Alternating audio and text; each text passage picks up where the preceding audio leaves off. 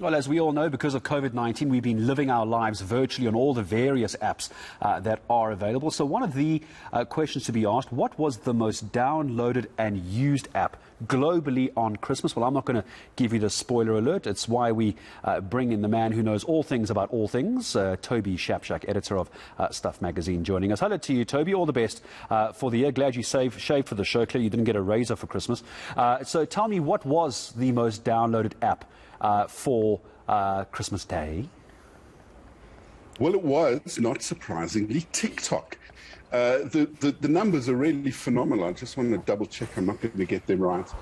On the 25th, there was something like, I can't see, millions of downloads. Is it a big number?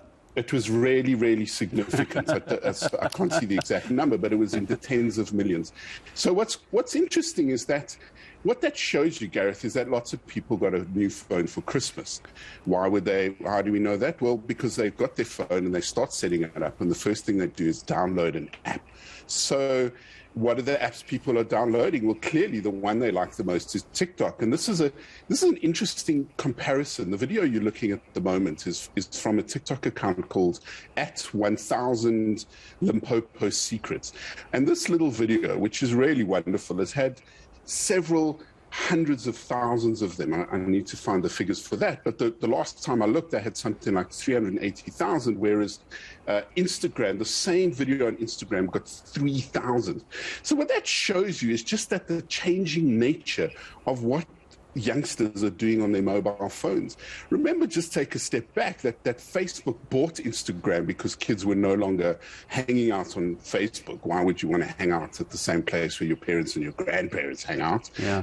And they were all moving to Instagram.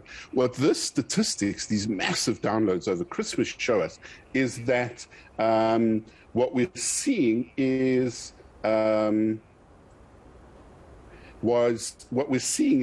that the youth are not really going after Instagram, they're going after TikTok.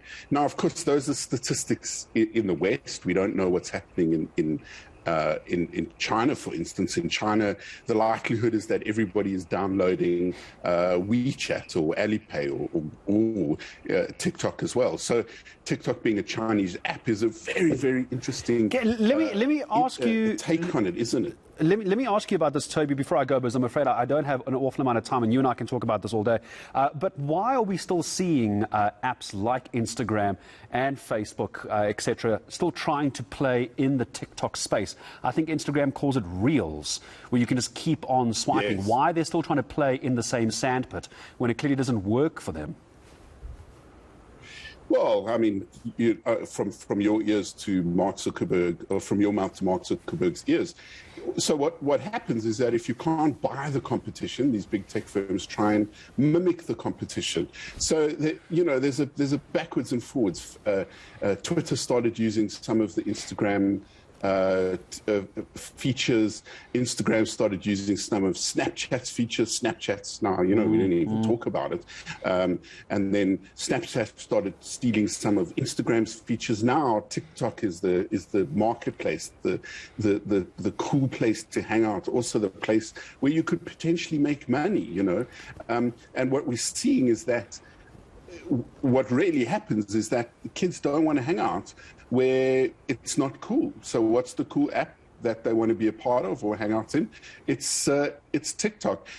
I'm interested, just as a quick aside, that Discord didn't make it up there, but we could have a whole separate conversation about Discord. Yeah, we could, which as is well, a chat-based app. On Discord as well. And this is weird why, even though there's all these new apps, there's the older apps, which everyone seems to know, Toby.